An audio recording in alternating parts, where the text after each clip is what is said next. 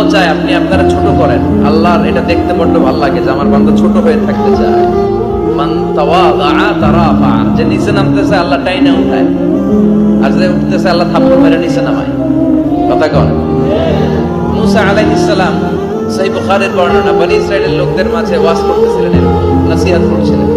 তো একজন দাঁড়িয়ে বলল, ইয়া নবী আল্লাহ মুসা, মান আ'লামুন নাস ফিল আরদ। হে মুসা নবী, জানতে বড় মনে চায় বর্তমান পৃথিবীর সবচেয়ে বড় জ্ঞানী কে? মুসা আলাইহিস সালাম কয় আমি। মুসা আলাইহিস সালাম কি বললেন? আনা। আসলে কথাটা ঠিক। আল্লাহ যখন যে নবীকে পৃথিবীতে পাঠায় তখন তাকে সবচেয়ে বেশি জ্ঞান দিয়ে পাঠায়, সেই হিসেবে ঠিকই উনি সবচেয়ে জ্ঞানী। কিন্তু উনি এইভাবে নিজেকে সবচেয়ে বড় জ্ঞানী বলে দিবে, এটা আল্লাহর পছন্দ হয় না। আল্লাহ চেয়েছিলেন মুসা আলাইহিস সালাম যেন বলে আল্লাহু আ'লাম, আল্লাহই জ্ঞানী। সুবহানাল্লাহ কইবেন না? কিন্তু তা না করে উনি কি করলেন? যখন বলল সবচেয়ে বড় জ্ঞানী কে, উনি হুট করে কি বলে ফেললেন?